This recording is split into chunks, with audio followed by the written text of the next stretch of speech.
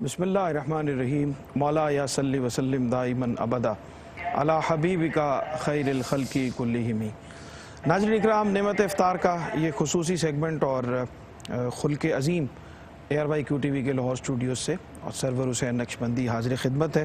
آج کا موضوع بہت اہم ہے اور جتنے بھی موضوعات کا انتخاب ہم نے اس مہینے میں کیا ہے ان کا تعلق یقیناً ہمارے روزمرہ کے امور، ہمارے معاملات، ہماری شخصی اور انفرادی اور اجتماعی ذمہ داریوں سے ہے۔ آج کا موضوع بھی اس حوالے سے بہت اہم ہے، عفو درگزر۔ اور شاید کچھ معاملات اور حالات اس نہج کو پہنچ گئے ہیں کہ ہم کسی بھی معاملے میں درگزر سے کام لینے، دوسروں کو معاف کرنے کے لیے تیار نہیں ہیں، بلکہ اپنے مسائل کو اختیار کرنے کے بغیر زیادہ سے زیادہ مشکلات کا شکار کرتے چلے جا رہے ہیں۔ آج رمضان المبارک کا یہ بالکل آخری دن جو ہے وہ جا رہے ہیں اور آج لیلۃ القدر کی رات ہے، جس کے بارے میں سرکار دو عالم صلی اللہ علیہ وآلہ وسلم نے بھی ارشاد فرمایا کہ جب اس مہینے کا آغاز ہوا تو حضور نے فرمایا کہ تم پر ایک ایسا مہینہ آنے والا ہے جس میں ایک رات ایسی ہے جو 1000 مہینوں سے بہتر ہے، اور جو اس رات میں اللہ کی رحمت سے محروم ہو گیا وہ ہر نعمت سے محروم ہو گیا، اور کوئی بد نصیب ہوتا ہے جو اس رات میں محروم رہ جاتا ہے۔ تو آج کی رات بھی بہت برکتوں والی ہے، اس آخری عشرے میں اس کو تلاش کرنے کا حکم دیا گیا ہے اور اللہ سے معافی طلب کرنے کی رات ہے، اس کے حضور گڑ گڑانے کی رات ہے، اس کی برکتیں سمیٹنے کی رات ہے اور عفو درگزر اپنانے کی رات ہے۔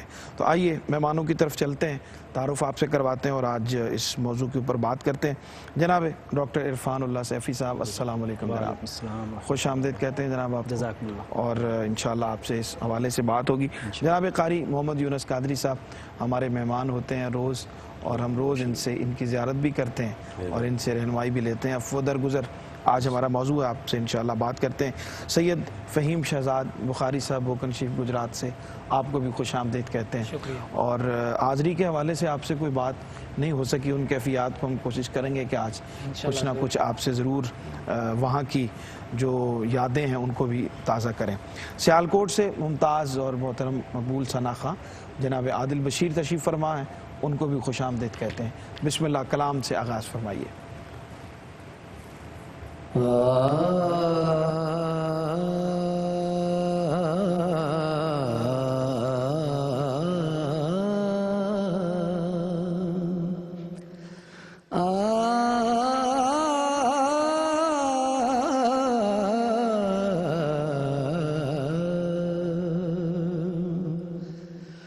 قربان میں ان کی بخشش کے،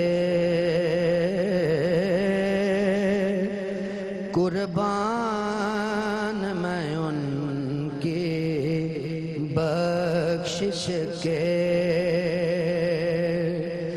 مقصد بھی زبان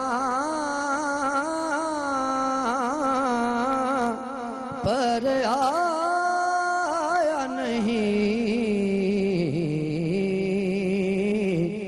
بن مانگے دیا اور اتنا دیا، بن مانگے دیا اور اتنا دیا، دامن میں ہمارے سمایا نہیں، قربان میں ان کی بخشش کے، ایمان ملا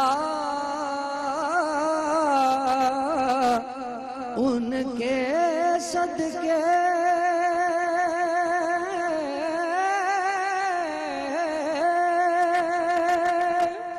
قرآن ملا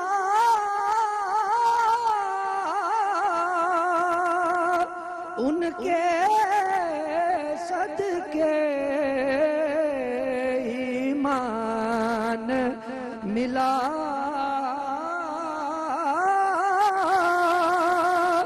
ان کے صدقے، قرآن ملا ان کے صدقے رحمان ملا ان کے صدقے وہ کیا ہے جو ہم نے پایا نہیں قربان میں ان کی بخشش کے خورشید قیامت کی تابش مانا کہ قیامت ہی ہوگی ہم ان کے ہیں گھبرائیں کیوں ہم ان کے ہیں گھبرائیں کیوں کیا ہم پہ نبی کا سایہ نہیں قربان میں ان کے بخشش کے مقصد بھی زبان پر آیا نہیں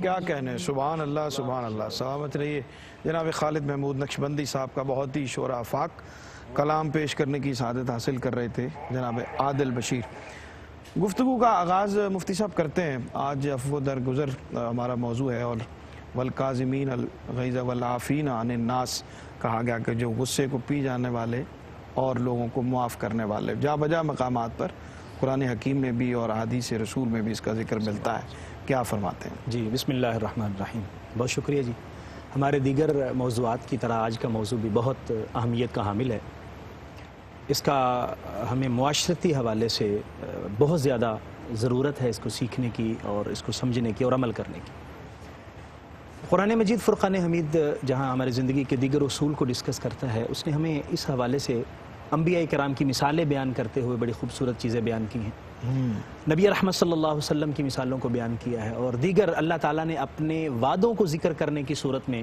معاف کرنے والوں کو اجر کا بیان فرمایا ہے حضرت یوسف علیہ السلام کا قصہ بڑا خوبصورت ہے جسے قرآن نے احسن القصص فرمایا اور اس میں حضرت یوسف علیہ السلام آپ مسند اقتداء پر فائز ہیں اور آپ کے سامنے وہی بھائی جنہوں نے آپ کو قتل کرنے کی سازش کی اور آپ کو وہاں سے ہجرت پر مجبور کر دیا بلکہ فروخت کر دیا آپ نے ان کو بھی معاف کر دیا اور اللہ تبارک و تعالیٰ نے فرمایا وَلَمَنْ صَبَرَ وَغَفَرَ إِنَّ ذَلِكَ مِنْ عَزْمِ الْأُمُورِ یعنی عظیمت کے کام اور جو بڑے حوصلے والے لوگ ہیں ان کے کام یہ ہیں کہ وہ صبر بھی کرتے ہیں اور معاف بھی کر دیتے ہیں درگزر کر دیتے ہیں حضرت یوسف علیہ السلام نے اسی طرح درگزر فرمایا اور پھر اللہ کریم نے جو لوگ معاف کرنے والے ہیں ان کا اجر اپنے ذمہ کرم پر لیا ہے فرمایا کہ جو شخص معاف کر دیتا ہے اور درگزر کرتا ہے فَأَجْرُهُ عَلَى اللَّهِ اس کا اجر اللہ کے ذمہ کرم پر ہے یعنی اللہ تبارک و تعالیٰ اس کو جب انعامات عطا فرمائے گا تو معاف کر دینے کا اجر اللہ تعالیٰ خود بذات خود عطا فرمائے گا اور خاص نظر کرم فرمائے گا اسی طرح آیہ مقدسہ اللہ تعالیٰ نے اپنی محبت کا ذکر کیا ہے جو آپ آیت پڑھ رہے تھے وَالْكَاظِمِينَ الْغَيْظَ وَالْعَافِينَ عَنِ النَّاسِ غصوں کو پی لینے والے لوگوں کو معاف کر دینے والے اور فرمایا وَاللَّهُ يُحِبُّ الْمُحْسِنِينَ اور اللہ احسان کرنے والوں کو پسند فرماتا ہے اور ان سے محبت فرماتا ہے صحیح یعنی معاف کر دینا ایک ایسا خوبصورت عمل ہے اللہ کی محبت بھی نصیب ہوتی ہے اس کو اجر بھی نصیب ہوتا ہے اور اللہ ایسا کام کرنے والوں کو بلند ہمت بھی عطا فرماتا ہے اور احادیث مبارکہ میں آقا کریم صلی اللہ علیہ وسلم نے تو ارشاد فرمایا کہ جو شخص معاف کر دیتا ہے اللہ تعالیٰ اس کی عزتوں میں اضافہ فرما دیتا ہے سبحان اللہ تو گویا معاف کر دینے کا فائدہ ہی فائدہ ہے اس میں نقصان بالکل بھی نہیں ٹھیک قاری صاحب کیا فرماتے ہیں عفو درگزر کے حوالے سے قرآن و سنت کی روشنی میں کیا رہنمائی ملتی ہے ہمیں جی قبلہ سرور بھائی بڑا اہم موضوع ہے اور دین و دنیا کے اندر اس کے بڑے فائدے ہیں معاف کر دینے سے عفو درگزر جو ہے قرآن پاک کے اندر رب کائنات نے اپنے حبیب علیہ السلام کو خود حکم عطا فرمایا خذ العفو وأمر بالعرف وأعرض عن الجاہلین فرمایا اے پیارے حبیب معاف کرنا اختیار کیجئے وَأْمُرْ بِالْعُرْفِ اور نیکی کا بھلائی کا حکم دیجئے اور وَأَعْرِضْ عَنِ الْجَاهِلِينَ اور جاہلوں سے اعراض کیجئے. یعنی خود رب کائنات نے اس کی تعلیم اپنے پیارے حبیب کو عطا فرمائی. پھر آپ دیکھیں قرآن پاک میں رب کائنات نے دوسرے ایک اور مقام پہ فرمایا وَلْيَعْفُوا وَلْيَصْفَحُوا أَلَا تُحِبُّونَ أَن يَغْفِرَ اللَّهُ لَكُمْ. فرمایا کہ معاف کریں اور اصلاح کریں. رب کائنات نے فرمایا أَلَا تُحِبُّونَ أَن يَغْفِرَ اللَّهُ لَكُمْ, کیا تم یہ نہیں چاہتے کہ تمہارا رب تمہیں معاف کر دے. فرمایا اگر تم چاہتے ہو کہ تمہارا رب تمہیں معاف کر دے, تمہارے گناہوں پہ کلمہ عفو پھیر دے, تمہارے سیئات کو مٹا دے اور سیئات کو حسنات میں تبدیل فرما دے, یبدل اللہ سیئات میں حسنات کر دے, تو فرمایا اس کا طریقہ کیا ہے؟ فرمایا تم لوگوں کو معاف کرو. اگر تم لوگوں کو معاف کرو گے میں رب تمہیں معاف کر دوں گا. امام حسن مجتبی رضی اللہ تعالیٰ عنہ کے معمولات میں یہ بات تھی کہ جب بھی آپ اللہ کے گھر میں آتے تو مسجد کے دروازے پہ کھڑے ہو جاتے اور اللہ کی بارگاہ میں عرض کرتے مالک میں ان بندوں کو معاف کرتا ہوں جنہوں نے میرے ساتھ زیادتی کی ہے. مالک میں تیرا گناہ گار بندہ تیری بارگاہ میں آ گیا ہوں. اتنے بڑے لوگ, اللہ اکبر. مالک تیرا فرمان ہے کہ اگر بندوں کو بندہ معاف کر دے تو رب اس کے صدقے بندے کو معاف کر دیتا ہے. تو مالک میں نے جن لوگوں نے مجھ سے زیادتی کی میں ان کو معاف کرتا ہوں. مالک میں تیری بارگاہ میں حاضر ہوں, مالک تو میرے گناہوں پر کلمہ عفو پھیر دے. تو کریم آقا علیہ السلام کے معمولات کے اندر دیکھیں, آپ کی پوری زندگی مکی دور دیکھیں 13 سال, پوری زندگی کے اندر عفو درگزر ہی نظر آتا ہے. یہ پہلو سب سے اخلاق حسنہ میں سب سے بڑا اونچے درجے پہ نظر آتا ہے. اب دیکھیں طائف کے اندر کیا ہوتا ہے, طائف کے اندر پتھر مارے جاتے ہیں, آپ ان کو جنت کی طرف بلا رہے ہیں اور جناب وہ لوگ جہنم کی طرف جا رہے ہیں, پتھر مار رہے ہیں, سنگ ریزی کر رہے ہیں اور سنگ باری کر رہے ہیں. تو کریم آقا علیہ السلام کے جب خون پاک عطر جو جناب آپ کے نالین پاک تک پہنچا تو جبریل امین اللہ کے اذن سے آئے کہ پیارے آپ رب کائنات نے فرمایا اگر آپ حکم دیں تو پہاڑوں کو ملا دیا جائے, ان کو تباہ و برباد کر دیا جائے, ان کے لیے دعائیں ضرر کریں. تو کریم آقا نے ہاتھ اٹھائے فرمایا اللہم اہدی قومی فإنہم لا یعلمون, مالک یہ مجھے جانتے نہیں ہیں تو انہیں ہدایت عطا فرما دے. فرمایا جبریل میں زحمت بن کے نہیں آیا, میں تو رحمت بن کے آیا ہوں. تو جو بندہ کسی کو معاف کرتا ہے وہ جناب اللہ کی بارگاہ کا مقرب بن جاتا ہے. بالکل ٹھیک, بالکل ٹھیک. شاہ صاحب عفو درگزر موضوع ہے اور ہمارے مہمانوں نے اس کے حوالے سے عطا فرمایا قرآن و حدیث کی سنت کی روشنی میں. آپ بھی میں چاہتا ہوں کہ اسی کو ذرا کنٹینیو کرتے ہوئے ابتدائی کلمات ارشاد فرمائیں. بسم اللہ الرحمن الرحیم. اللہم صلی علی سیدنا مولانا محمد وعلی آل سیدنا مولانا محمد وبارک وسلم وصلی علیہ. سرور بھائی, اللہ رب العزت نے پوری انسانیت کو بالعموم اور مسلمانوں اور خاص طور مومنین کے لیے بالعموم اپنے حبیب مکرم صلی اللہ علیہ وسلم کی جو سیرت طیبہ ہے, اسوہ حسنہ ہے, اسے کامل نمونہ قرار دیا ہے. قرآن مقدس میں ارشاد ہوتا ہے لَقَدْ كَانَ لَكُمْ فِي رَسُولِ اللَّهِ أُسْوَةٌ حَسَنَةٌ. حضور علیہ الصلوۃ کی سیرت طیبہ کو اپنانے کی ہر طبقہ ہے فکر کو ضرورت ہے, چاہے معاشی لحاظ سے ہو, معاشرتی لحاظ سے ہو, سیاسی لحاظ سے ہو, آئلی لحاظ سے ہو. ہر طرح سے حضور نبی رحمت صلی اللہ علیہ وسلم کی جو سیرت ہے وہ کامل اور بہترین نمونہ ہے. بے شک حضور علیہ الصلوۃ کی زندگی مبارکہ کو دیکھا جائے تو آپ نے ارشاد فرمایا انما بعثت لأتمم مکارم الاخلاق, کہ مجھے اخلاق کی تکمیل کے لیے کائنات میں اللہ رب العزت نے مبعوث فرمایا ہے. اور اخلاق کا ہی ایک سب سے روشن پہلو ہے عفو درگزر, معاف کرنا. لوگوں کے لیے جو انسان کے دل میں نفرت ہے, حسد ہے, کینہ ہے, بغض ہے, اسے نکال کے اللہ رب العزت اور اس کے حبیب مکرم صلی اللہ علیہ وسلم کے لیے شیر و شکر ہو جانا. حدیث مبارکہ ایک میں پیش کر دیتا ہوں. حضور علیہ السلام نے ارشاد فرمایا کہ جب مجھے جنت کا مشاہدہ کرایا گیا تو میں نے ایک بڑے خوبصورت محلات, اونچے اونچے محلات دیکھے. جبرائیل سے میں نے پوچھا جبرائیل یہ کن لوگوں کے لیے اللہ رب العزت نے محلات تیار کیے ہیں؟ جبرائیل امین نے عرض کیا رسول اللہ صلی اللہ علیہ وسلم یہ محلات آپ کی امت میں سے ان افراد کے لیے ہیں جو اپنے غصے کو پیتے ہیں اور اس پہ کنٹرول کرتے ہوئے لوگوں کو معاف کرتے ہیں. میرا رب انہیں یہ محلات ان لوگوں کو عطا فرمائے گا. بڑی اللہ رب العزت نے فضیلت عطا فرمائی ہے جس کا اشارہ بھی ہوا. معاف کرنے سے ہمیں یہ محسوس ہوتا ہے کہ جس معاشرے میں میں اور آپ جی رہے ہیں بدقسمتی سے شاید ہم دین اسلام سے, قرآن مقدس سے, حدیث مبارکہ سے دور ہوتے چلے جا رہے ہیں, جس کو ایسا ہمیں یوں محسوس ہوتا ہے کہ ہم اگر کسی کو معاف کریں گے یا ہم کسی کی غلطی کو نظر انداز کریں گے تو ہمارے قد کاٹ میں فرق آ جائے گا. اللہ رب العزت کے حبیب صلی اللہ علیہ وسلم نے ارشاد فرمایا ما زاد اللہ عبدا بعفو الا عزا, جو بھی انسان کسی کو معاف کرتا ہے اللہ رب العزت اس کی عزت میں کئی گنا اضافہ فرما دیتا ہے. ٹھیک, بہت شکریہ حضرت, بڑی خوبصورت گفتگو آپ نے عطا فرمائی. کچھ 3 درجے بھی ہیں معاف کرنے کے، کون معاف کر سکتا ہے اور معافی کی کیا ڈیفینیشن ہے، اس پہ انشاءاللہ بات کرتے ہیں لیکن ایک چھوٹے سے وقفے کے بعد۔ جی ناظرین، خوش آمدید کہتے ہیں بریک کے بعد آپ کو، اور عفو درگزر معاف کر دینا آج ہمارا موضوع ہے۔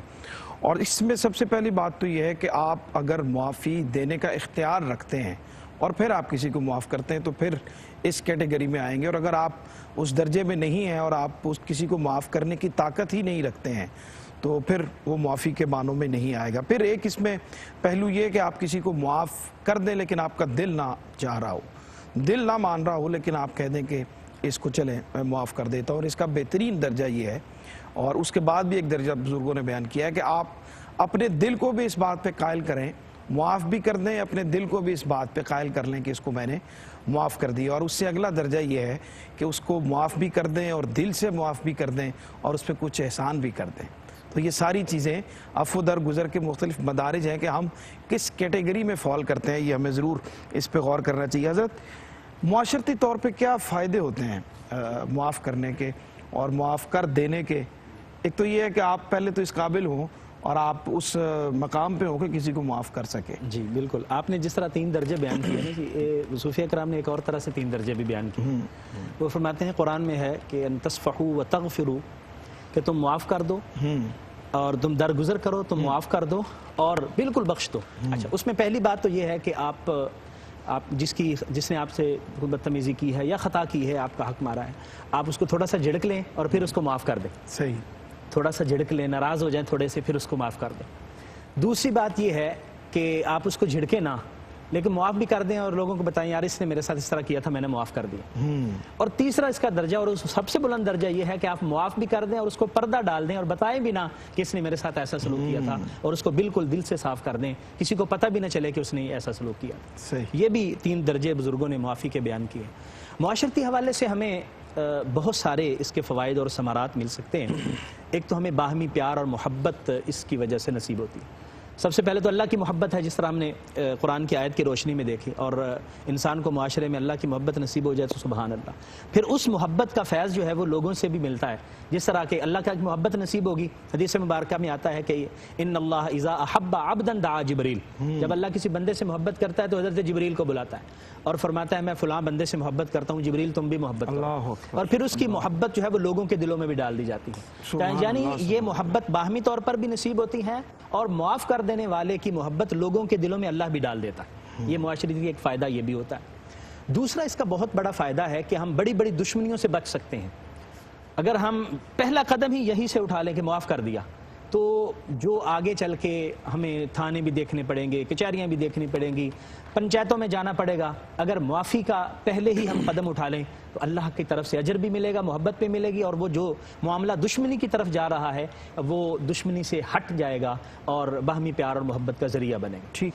اور تیسرا اس کا بہت اہم فائدہ یہ ہے کہ معاف کر دینے سے انسان کو اللہ تعالیٰ اپنے طور پر اس کو روحانی طور پر اس کو خوشی عطا فرماتا ہے اور روحانی عروج اور بلندی عطا فرماتا ہے۔ جس طرح شاہ صاحب نے حدیث مبارکہ بیان کی اور میں نے بھی اس کی طرف اشارہ کیا، اللہ تعالیٰ ارشاد فرماتا ہے، حدیث قدسی ہے کہ جو بندہ معاف کر دیتا ہے میں اس کی عزت میں اضافہ کر دیتا ہوں۔ سبحان اللہ۔ تو جس کو عزت معاشرے کے اندر چاہیے وہ معاف کرنے کی عادت ڈالے، اللہ تعالیٰ اس کی عزت میں بھی اضافہ فرما دیتا ہے۔ ٹھیک۔ ہمارے بہت سارے معاملات جو گمبھیر ہوتے چلے جاتے ہیں وہ اس وجہ سے، ہماری ذہنی ٹینشن، ڈپریشن اور یہ جو ساری چیزیں ہیں، یہ عملی طور پر اگر ہم معاف کرنے والے بنیں تو وہ چیز جو ہم لے کر سوچتے رہتے ہیں اور اس کو ذہن کے اندر جو ہے وہ ہم گھماتے رہتے ہیں اور ہماری ذہنی پریشانی اور سائیکی کا سبب بن جاتے ہیں، اگر ہم معاف کریں گے تو اللہ تبارک و تعالیٰ اس مصیبت سے بھی ہماری جان چھڑا دے گا۔ ٹھیک، بالکل ٹھیک۔ تو بہت سارے معاف کر دینے کے فوائد جو ہے وہ ہم حاصل کر سکتے ہیں اس طرح۔ قاری صاحب، معاشرتی فائدوں کے بعد ہم جب سرکار دو عالم صلی اللہ علیہ وسلم کی سیرت میں نظر ڈالتے ہیں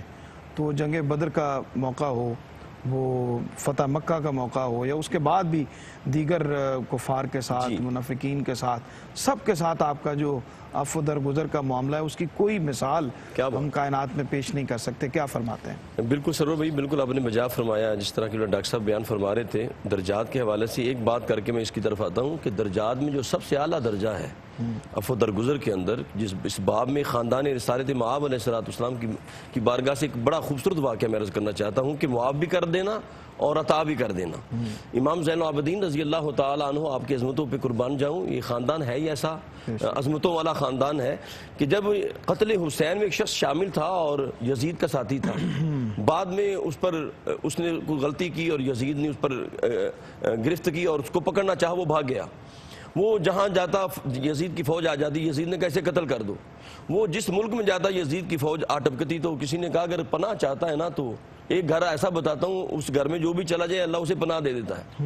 اس نے کہا جی گھر کون سا ہے؟ اس نے کہا جی امام زین العابدین کی بارگاہ میں چلے جو مدینہ پاک. انہوں نے کہا جی میں تو اس گھرانے کا قاتل ہوں، تو وہ مجھے کیسے پناہ دیں گے؟ فرمایا نہیں، وہ گھرانہ ایسا ہے دشمن بھی آ جائے تو وہ چادر بچھا دیا کرتے ہیں. تو وہ آیا جناب امام پاک کی بارگاہ میں آیا، دستک دی اور آپ نے دروازے کھول دیے، گھر میں رکھا، خاندان رسالت کو اس نے جناب لنگر کھائے، جناب جانے لگا. تو کچھ دنوں کے بعد آپ نے زادے راہ بھی دیا، سواری بھی دی، یعنی انعام بھی عطا فرما دیا، بخشش بھی عطا فرما دی. جب وہ دروازہ کو کراس کر کے نکلا تو اس نے کہا لگتا ہے امام پاک نے پہچانا نہیں. دوبارہ واپس آیا، فرمایا لگتا ہے آپ نے پہچانا نہیں مجھے. فرمایا جب تو میرے دروازے پہ آیا تھا میں نے تجھے پہچان لیا تھا، تیرے ہاتھ بھی قتل حسین سے لگے. انہوں نے کہا حضور پھر اتنی محبت، اتنی کرم نوازی، ذات راہ بھی عطا کر دیا. فرمایا بات یہ ہے وہ تمہارا کردار تھا، یہ ہمارا کردار ہے. تم جرم کرتے رہے، ہم کرم کرتے رہے. تم خطا کرتے رہے، ہم عطا کرتے رہے. فرمائی وہ یزیدی کردار تھا، یہ حسینی کردار ہے. کریم آقا علیہ السلام کی سیرت مطہرہ میں اتنے واقعات ہیں، جس طرح آپ نے خود بھی اشارہ کر دیا کہ کریم آقا علیہ السلام نے اتنی عفو درگزر، آپ جس طرح قبلہ حضرت صاحب نے فرمایا، حضرت یوسف علیہ السلام نے فرمایا لا تثریب علیکم اليوم، یہ اعلان فرمایا. اس طرح کریم آقا علیہ السلام نے فتح مکہ کے موقع پر اعلان فرمایا میں آج سب کو معافی کا عام اعلان ہے. یعنی بدترین جو دشمن تھے، ابو جہل کا بیٹا اکرمہ ہے جناب، وہ بدترین دشمن تھا، ہر جنگ میں پیش ہوتا تھا. لیکن کریم آقا علیہ السلام کی بارگاہ میں صفوان بن امیہ نے عرض کی یا رسول اللہ آپ نے مجھے معاف کیا ہے، اسے بھی معاف کر دیں. تو کریم آقا نے فرمایا جو اسے بھی معافی کا اعلان کر دیا. تو عرض کی یا رسول اللہ اس کی معافی کے لیے آپ کچھ کوئی نشانی بھی دے دیں تاکہ ہم اس کو دکھائیں کہ سرکار نے معاف کر دیا ہے، حالانکہ حالت کفر میں ہے، حالانکہ ایمان نہیں لایا. کریم آقا علیہ السلام نے اپنی دستار مبارک عطا فرما دی. فرمایا جاؤ اسے جا کے دو اور دکھاؤ کہ میں نے اسے معاف کر دیا ہے. بلکہ جب وہ دربار رسالت میں آیا تو کریم آقا نے کھڑے ہو کے مرحبا کہہ کے اس کا استقبال کیا. آپ پھر دیکھیں کریم آقا علیہ السلام نے حضرت ابو سفیان کو معاف کیا، حضرت وحشی کو معاف کر دیا، حضرت ہندا کو معاف کر دیا. اور میں یہاں ایک بات کہنا چاہوں گا کہ جب سرکار دو عالم نے ان کو معاف کر دیا، یہ ایک بڑی خاص بات میں عرض کرنا چاہوں گا، ابو سفیان رضی اللہ تعالیٰ عنہ کو معاف کر دیا، حضرت ہندا کو معاف کر دیا، حضرت وحشی کو معاف کر دیا، تو کسی کو یہ جرت نہیں ہے کہ وہ پھر دوبارہ بات کرے کہ جناب ان کے ایمان کی یہ بات ہے، یہ فتح مکہ پہ آئے اور جناب ڈرتے ہوئے آئے. تو جناب جب سرکار دو عالم سے زیادہ جاننے والا کون ہے؟ اور پھر ایک بات میں عرض کرتا ہوں، حضرت فضالہ کا واقعہ بڑا پیارا واقعہ، وہ چند منٹ آپ کے چاہوں گا. حضرت فضالہ کہتے ہیں کہ میں فتح مکہ کے موقع پہ تھا اور سرکار دو عالم کو قتل کرنا چاہتا تھا. 10,000 کا لشکر جرار جب آپ کے ساتھ تھا تو کہتے ہیں میرے آستین میں خنجر تھا اور میں سرکار دو عالم کو قتل کے ارادے سے جب سرکار کے قریب ہوا طواف کے دوران تو سرکار دو عالم کی نظر پڑی. فرمایا فضالہ تو کیا کر رہا ہے؟ تو یکدم حیران ہو کے مجھے ہی پوچھا یا رسول اللہ میں بھی اللہ کے گھر کا طواف کروں. فرمایا نہیں، وہ تھا منافق اس وقت. تو کہا کہ کریم آقا نے فرمایا کہ تو میرے قتل کے ارادے سے آیا ہے، تیری آستین میں خنجر ہے. تو سرکار دو عالم نے اس کے سینے پہ ہاتھ رکھا اور ہاتھ ناف تک پھیرا. فرمایا فضالہ آپ بتا اندر کا حال کیا ہے؟ تو عرض کی یا رسول اللہ جب تک ہاتھ نہ تھا تو کچھ ہاتھ نہ تھا، آپ کا ہاتھ لگا ہے میرا سینہ بھی مدینہ بن گیا ہے. تو میرے آقا نے سب کو معاف کر دیا. سبحان اللہ. شاہ صاحب بدلے کی آگ ہمارے اندر اس طرح سے سرایت کی ہوئی ہے کہ ہم کسی بھی حالت میں چاہتے ہیں کہ جس نے ہمیں تھوڑی سی تکلیف دی، ہم جب تک اس کو اس سے زیادہ نہ دے دیں ہمیں اس وقت تک سکون. حالانکہ سکون تو معاف کر دینے میں، بدلے میں تو بے آرامی ہے، بے چینی ہے. اور لے لینے کے بعد بھی آپ بدلہ لے بھی لیتے ہیں تب بھی بے چینی کہ اگلا جو شخص جس کو نقصان پہنچایا گیا وہ بھی اس طرف مائل ہوتا ہے. اس کو کس طرح سے دور کیا جا سکتا ہے کہ آپ سکون و عافیت کے ساتھ معاف کر کے خود بھی سکون میں آ جائیں اور دوسرا بندہ بھی سکون میں آ جائے؟ سرور بھائی اس حوالے سے میں دوبارہ وہ جملہ دہرانا چاہوں گا کہ بدلے کی آگ ختم کرنے کے لیے یا یہ جذبہ پیدا کرنے کے لیے کہ ہمیں اپنے دل کو وسیع کرنا ہے، لوگوں کو معاف کرنا ہے، یہ تب ممکن ہو سکتا ہے جب ہم حضور نبی رحمت صلی اللہ علیہ وسلم کی سیرت طیبہ کو صحیح معنوں میں اپنائیں گے۔ جہاں ذکر ابھی میرے بزرگوں نے کیا کہ معاف کرنے کی فضیلت کیا ہے، معاف کرنے والے کو اللہ رب العزت کا قرب نصیب ہوتا ہے، اللہ رب العزت کی محبت نصیب ہوتی ہے، اور دوسری طرف اس کا دوسرا پہلو یہ ہے، تصویر کا دوسرا رخ یہ ہے کہ معاف جو نہیں کرتے ان کے لیے وعید بھی ہے، اور بڑی سخت وعید ہے۔ حضور نبی رحمت صلی اللہ علیہ وسلم نے ارشاد فرمایا، حضرت سیدنا ابو ہریرہ روایت کرتے ہیں کہ حضور نے ارشاد فرمایا، جب تمہارا کوئی بھائی تمہارے پاس معذرت خواہ انداز میں آئے، معذرت طلب کرنے کے لیے آئے، جب وہ معذرت کر لے تو اب اس کا جو عذر ہے وہ صحیح ہے یا غلط ہے، تمہارے لیے ضروری ہے کہ تم اسے معاف کر دو۔ اور اگر ایسا نہیں کرو گے تو حضور نے بڑی سخت وعید ارشاد فرمائی، آپ نے ارشاد فرمایا اگر ایسا نہیں کرو گے تو پھر قیامت والے دن حوض کوثر پر میرے پاس آنے کی کوئی ضرورت نہیں۔ اب یہ جب چیز میرے اور آپ کے پیش نظر ہوگی، اب یہ میری آنکھوں سے، میرے دل سے یہ بات گزری ہوگی، پھر یقیناً جو بدلے کی آگ ہے وہ ٹھنڈی پڑ جائے گی، وہ جو جذبہ ہے وہ ختم ہو جائے گا، اور ہم حضور علیہ الصلوۃ والسلام کے فرمان کے مطابق ہر ایک کو معاف کرنے کے لیے تیار ہو جائیں گے۔ حضرت سیدنا ابو ہریرہ سے روایت ہے، حضور علیہ الصلوۃ والسلام نے ارشاد فرمایا کہ جو انسان اپنے اندر 3 چیزیں پیدا کر لیتا ہے، 3 عادات اپنے اندر پیدا کرتا ہے، قیامت والے دن اللہ رب العزت اس کا حساب بہت آسان فرما دے گا۔ قیامت بڑا سخت دن ہے، اس کی طوالت کا اندازہ لگانے کے لیے سورۃ المعارج میں اللہ رب العزت نے ارشاد فرمایا کان مقدارہ 50,000 سنۃ، کہ اگر تم اپنے فہم اور ادراک اور سوچ کے مطابق اس دن کی طوالت کا اندازہ لگانا چاہتے ہو، 50,000 سال کے برابر دن ہے۔ آج دنیا میں جو ہمارے رشتے ہیں، جن کے لیے ہم سب کچھ کر گزرتے ہیں، جن کے محبت میں ہم انتقام لینے کے لیے ہر حد پار کر جاتے ہیں، ان کے بارے میں قرآن کہتا ہے یوم یفر المرء من اخیہ وامہ وابیہ وصاحبتہ وبنیہ، ہر رشتہ بھول جائے گا، صرف انسان کو اپنی فکر ہوگی۔ حضور نے ارشاد فرمایا قیامت والے دن اگر تم حساب آسان کرنا چاہتے ہو 3 عادات اپنا لو۔ صحابہ نے عرض کیا رسول اللہ صلی اللہ علیہ وسلم ارشاد فرمایا کون سی 3 عادات ہیں؟ آپ نے ارشاد فرمایا ان تصل من قطعک وتعطی من حرمک وتعفو عن من ظلمک، تم اس انسان کے ساتھ تعلق قائم کرو جو تعلق توڑنا چاہتا ہے، تم اس انسان کو عطا کرو جو تمہیں محروم کرتا ہے، اور تم اس انسان کو معاف کرو جو تم پہ ظلم کرتا ہے۔ واہ واہ واہ واہ، سبحان اللہ سبحان اللہ۔ ڈاکٹر صاحب بہت خوبصورت گفتگو، جو بدلہ لینے کی ہماری کیفیت ہے اس کو کس طرح سے بدلا جا سکتا ہے، معاف کرنے کی خو کس طرح سے پیدا کی جا سکتی ہے۔ ہمارے یہاں ایک تو خو ہے بدلہ لینے کی، اور اس کے مقابلے میں معاف کرنے کی عادت کیسے اپنائی جا سکتی ہے؟ دیکھیے سرور بھائی، معاف کر دینے کی عادت جو ہے وہ جس طرح میں نے قرآن کی آیت پیش کی تھی کہ یہ من عزم الامور فرمایا گیا ہے، یہ عظمت والے اور عظیمت والے کاموں میں سے ہے۔ تو اللہ تبارک و تعالیٰ جس کو بلند حوصلے عطا فرماتا ہے، بلند رتبے عطا فرماتا ہے، اس کو پھر دل بھی بڑا کرنا چاہیے، اس کو جگر بھی اپنا بڑا رکھنا چاہیے۔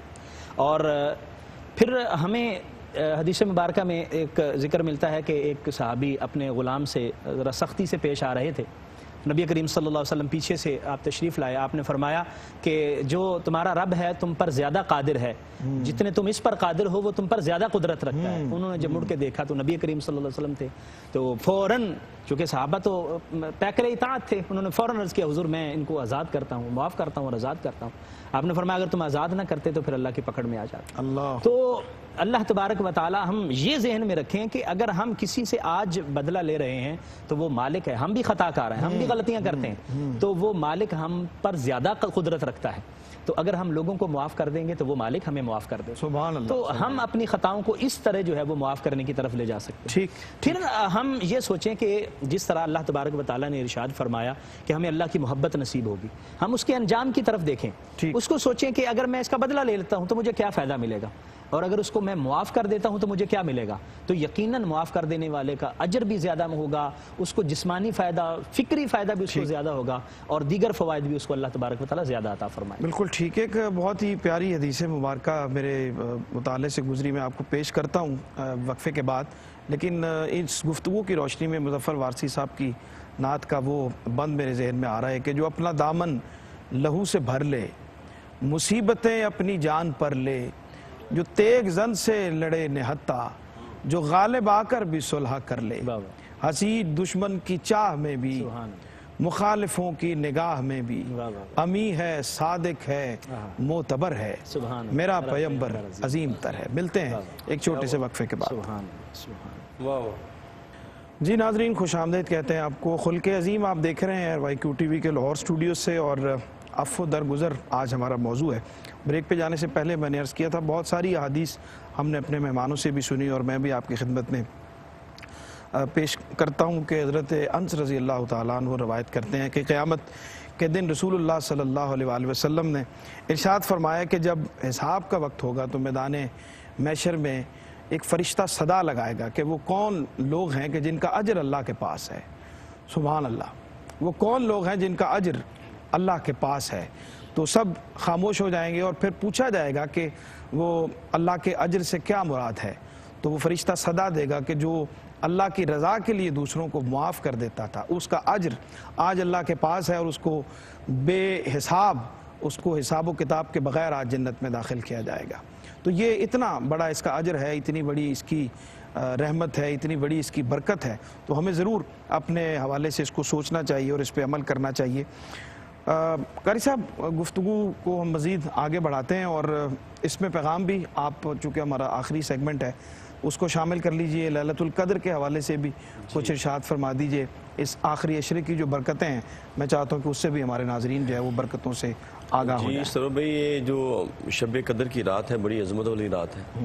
कुरान पाक ने इसके हवाले से फरमाया खैरुम मिन अल्फ़ि शहर, 83 साल 4 माह बनते जी, यानी इससे भी ज़्यादा रब कायनात ने फरमाया कि इससे भी ज़्यादा अजर है। पहली उम्मतों में उम्रें लंबी होती थी, ज़्यादा इबादत करते थे। ईसा अलैहिस्सलाम एक जगह से गुजरे तो आपने देखा कि एक बंदा एक जगह भी इबादत कर रहा, पूछा कितने साल से कर रहा? 400 साल हो गए, 400 साल से इबादत कर रहा। अल्लाह फरमाया कि मैं रूहुल्लाह, मैं अपने हबीब की उम्मत को मैं ऐसी रात अता करूंगा वो 2 नफल पढ़ेंगे इससे ज़्यादा सवाब हो जाएगा। सुभान अल्लाह, सुभान। तो ये रातें इतनी मोतबर रातें हैं। और सैयदा आयशा सिद्दीक़ा उम्मुल मोमिनीन आप फरमाती हैं कि मैंने हज़ूर अलैहिस्सलातु वस्सलाम की बारगाह में अर्ज़ की, या रसूल अल्लाह, अगर कोई शब क़द्र को पाले तो वो क्या करे? अच्छा, ये हमारे मौजू से वैसे भी अटैचमेंट हो रही है बड़ी ज़बरदस्त। तो करीम आका ने क्या फरमाया? फरमाया अल्लाहुम्मा इन्नका अफ़ुव्वुन करीमुन तुहिब्बुल अफ़्वा फ़अफ़ु अन्ना या गफ़ूर। फरमाया वो इसका वजीफा करे। तो आज हमारा मौजू भी वही है और कुदरती शब क़द्र के साथ अटैच हो रहा है। तो करीम आका अलैहिस्सलातु वस्सलाम ने फरमाया कि वो शब क़द्र में इसका कसरत के साथ अल्लाह की बारगाह में दामाने तलब दराज करे, खूब दुआएं करे, ताकि अल्लाह पाक उसके गुनाहों पर कलमे अफ़व फेर दे। फिर बात यह है कि ये रात अगर कोई बंदा सारी रात बेदार नहीं रह सकता तो मेरा उनसे मशवरा यह है कि वो इशा की नमाज बाजमात पढ़ लें। पहले तो मशवरा यही दें कि कोशिश करें, कोशिश यही करें, लेकिन मैं कहने का मकसद ये है कि ये भी हदीस से साबित है। तो ये भी है कि अगर वो नहीं सारी रात इबादत कर सकते, चलो नमाज इशा पढ़ते हैं और जनाब अपने बजाय लग़वियात में अपनी रात गुजारने के वो जनाब सो जाते हैं, वो सोना भी इबादत है। लेकिन शर्त यह है कि वो फजर की नमाज अगर बाजमात पढ़ेंगे या फजर की नमाज अदा करेंगे तो यकीनन उनको सारी रात की इबादत का सवाब अता हो जाएगा। तो ये रातें उम्मत मुस्तफ़ा को रब कायनात ने अता फरमाई हैं, खास रातें अता फरमाई हैं। कभी लैलतुल क़द्र है, कभी शब मेराज है, कभी शब मिलाद है। एक एक साथ जो है वो हज़ारों सातों पे भारी है। सुभान अल्लाह, सुभान अल्लाह। मुआफ़ी मांगने का जिक्र अभी उम्मुल मोमिनीन रज़ी अल्लाह ताला अन्हा के हवाले से उन्होंने बयान फरमाया, और ये दुआ भी सिखाई गई कि ये दुआ जो है वो मांगी जाए। एक तो उसके हवाले से मज़ीद आप कुछ इरशाद फरमा दें कि किस तरह अपने रब से जो है वो माफ़ी तलब की जाए, और लोगों को माफ़ किस तरह से किया जाए, और रब से माफ़ी कैसे तलब की जाए। हाज़री के हवाले से कुछ यादें भी हमारे साथ शेयर कीजिए, और लैलतुल क़द्र को भी समेट लीजिए साथ। जनाब सरवर भाई, बस मैं एक हदीस मुबारक अर्ज़ करता हूँ। मेरा ख्याल है उस पहलू पे रोशनी डालना ज़रूरी है कि जब इंसान कोई किसी को माफ़ करता है, माफ़ करने वाला और जिसे माफ़ किया जाए, दोनों का अल्लाह रब्बुल इज़्ज़त जन्नत में आला मुकाम अता फरमा देता है। सुभान अल्लाह। हदीस मुबारक में आता है, हज़रत अनस से रिवायत करते हैं कि हज़ूर अलैहिस्सलातु वस्सलाम हमारे दरमियान तशरीफ़ फरमा थे। आप मुस्कुराना शुरू हो गए और इस कदर मुस्कुरा रहे थे कि आपके दंदाने मुबारक नज़र आ रहे थे। बहुत कम रिवायात में मिलता है कि ऐसा हज़ूर अलैहिस्सलातु वस्सलाम मुस्कुराएं कि आपके दंदाने मुबारक नज़र आएँ। हज़रत सैयदना उमर फ़ारूक रज़ी अल्लाह तआला अन्हु ने अर्ज़ की, या रसूल अल्लाह सल्लल्लाहु अलैहि वसल्लम, इरशाद फरमाइए कि आप किस बात पे मुस्कुरा रहे हैं? आपने इरशाद फरमाया कि अल्लाह रब्बुल इज़्ज़त के हाँ मेरे امت کے 2 افراد کسی معاملے میں بحث کر رہے تھے. ایک نے کہا مولا اس نے زندگی میں مجھ پہ ظلم کیا تھا, میں اب ظلم کا بدلہ چاہتا ہوں, اس کی نیکیاں میرے کھاتے میں ڈال دی جائیں. اللہ رب العزت ارشاد فرما کہ اس کی تو نیکیاں ہیں ہی نہیں, اب کیا کیا جائے؟ کہا مولا پھر میرے گناہ اٹھائے جائیں اور اس کے سر ڈال دیے جائیں. حضور اس جملہ بولنے کے بعد آپ نے زاروں قطار رونا شروع کر دیا, آنسو بہنے شروع ہو گئے. پھر حضور صلی اللہ علیہ وسلم نے ارشاد فرمایا کہ اللہ رب العزت کو دونوں پہ رحم آئے گا, ظالم پہ بھی اور مظلوم پہ بھی, معاف کرنے والے پہ اور جسے معاف کے, دونوں پہ رحم آئے گا. اللہ رب العزت ارشاد فرمائے گا اس انسان کو جو مظلوم ہوگا, نظر اٹھا کے جنت کی طرف دیکھو, وہ دیکھے گا کہ سونے کا شہر ہے, سونے کے محلات ہیں, موتی جڑے ہوئے ہیں. کہے گا مالک کتنے خوبصورت محل کس کے ہیں؟ اللہ ارشاد فرمائے گا جو اس کی قیمت ادا کرے گا اسے مل جائیں گے. مولا قیمت کیا ہے؟ اللہ ارشاد فرمائے گا اپنے مسلمان بھائی کو معاف کرنا ان محلات کی قیمت ہے. وہ کہے گا مالک تیری رضا کی خاطر میں نے اپنے اس بھائی کو معاف کر دیا ہے. اللہ رب العزت ارشاد فرمائے گا اب اپنے بھائی کا ہاتھ پکڑ اور اسی کیفیت میں دونوں جنت میں داخل ہو جاؤ. سبحان اللہ. آخر میں صرف اتنا عرض کرنا چاہوں گا کہ سرور بھائی وہ ایسا خوبصورت سفر ہے جس کی طرف آپ نے مجھے اشارہ کیا ہے کہ کوئی یادیں شیئر کر دی جائیں.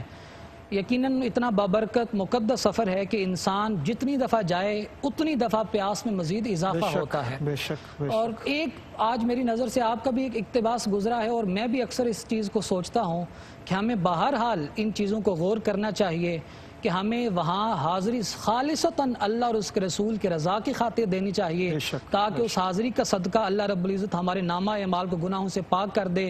یہ جو سوشل میڈیا کا دور ہے یہ فتنوں کا دور بھی ہے, کہیں ہم کچھ لوگ جان بوجھ کے کچھ بھول چوک میں بھی اس معاملہ کر گزرتے ہیں, کہیں ایسا نہ ہو جائے کہ ہمارے سارے اعمال ضائع ہو جائیں, کیونکہ وہاں پہ آواز کو بلند کرنا بھی یہ منع ہے اور اعمال کا ضیاع کا باعث بنتا ہے. اور آپ نے بھی دیکھا ہوگا کہ معجزہ شریف پہ لوگ حاضری دے رہے ہوتے ہیں, موبائل بھی آن ہوتے ہیں, باتیں بھی چل رہی ہوتی ہیں, لائیو کالز ہوتی ہیں, اس قدر تکلیف ہوتی ہے, دل دکھتا ہے. یہ ایک عاجزانہ میری اپنے دیکھنے والوں اور بزرگوں کی خدمت میں گزارش ہے, پیغام ہے کہ یقیناً ہمیں اس مقام کا جو احترام ہے جو اہل بیت اطہار صحابہ نے ہمیں پیغام دیا ہے, جو سکھایا ہے, اس کے مطابق اپنی حاضری دینی چاہیے تاکہ رب اور اس کا رسول حقیقی معنوں میں ہم پہ کرم اور فضل فرمائے. آمین آمین. لیلۃ القدر ڈاکٹر صاحب فرمائیے اس کے حوالے سے کچھ. آج تو معافی مانگنے کی بھی رات ہے, اور لیلۃ القدر معافی مانگنے کی بھی رات ہے اور معاف کر دینے کی بھی رات. بالکل.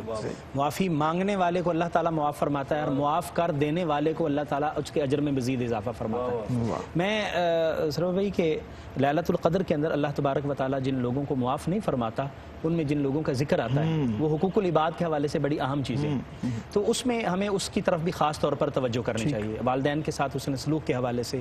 اور اللہ نہ کرے اگر کوئی کسی غلط فعل کے اندر, شراب کے اندر مبتلا ہے, بدکاری کے اندر مبتلا ہے, آج کی رات اللہ کی بارگاہ میں اپنی بخشش کی رات ہے, اللہ تعالیٰ سے معافی مانگ لی جائے اور آئندہ نہ کرنے کا عزم مصمم کر لیا جائے.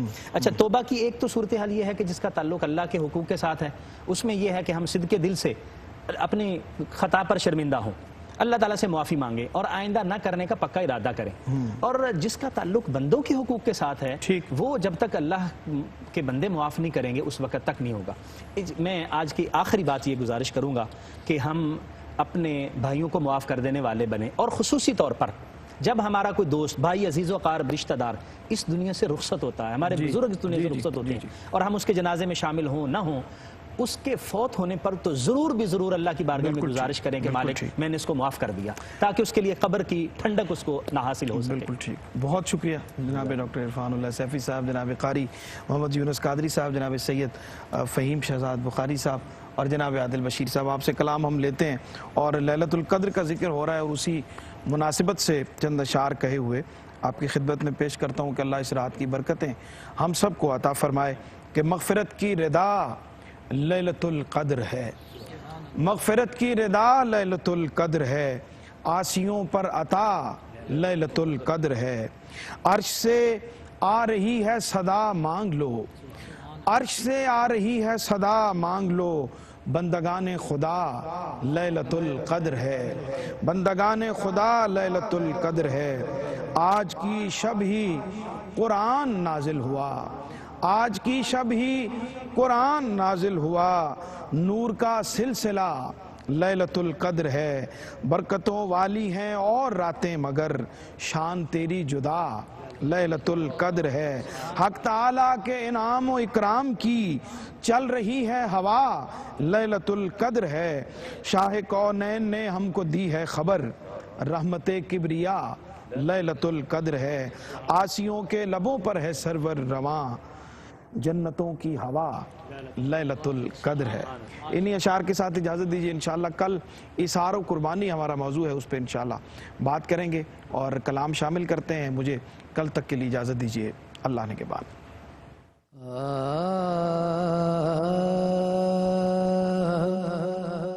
میری زندگی کا تجھ سے یہ نظام چل رہا ہے، تیرا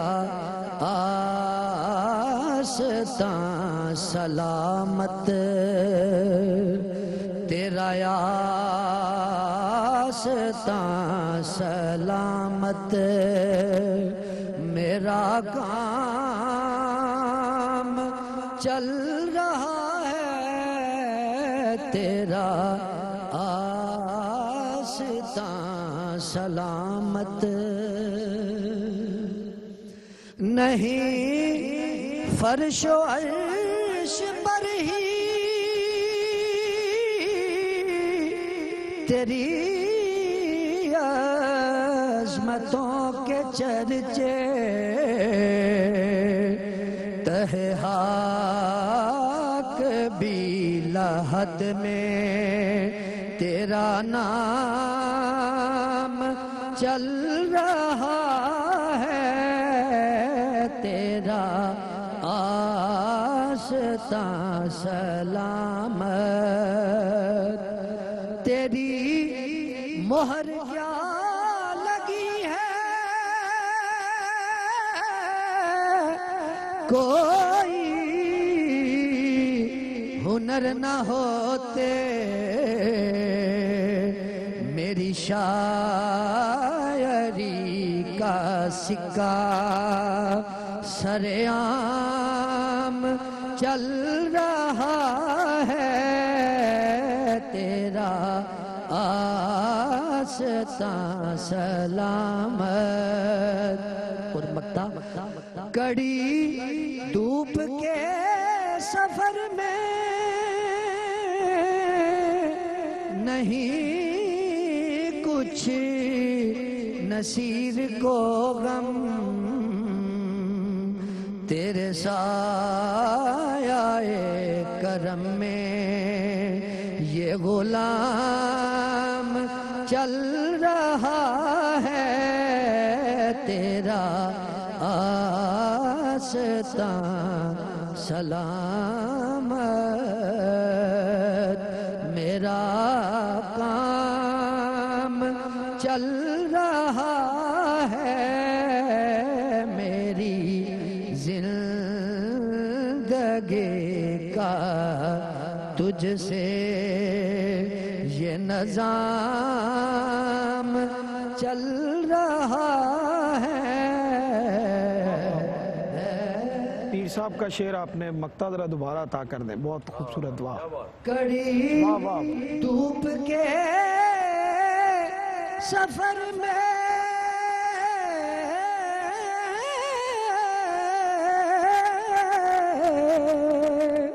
نہیں کچھ نصیر کو غم، کڑی دھوپ کے سفر میں نہیں کچھ نصیر کو غم، کیوں کیونکہ تیرے سایہ کرم میں یہ غلام چل رہا ہے، تیرے سایہ کرم میں یہ غلام چل رہا ہے، میری زندگی کا تجھ سے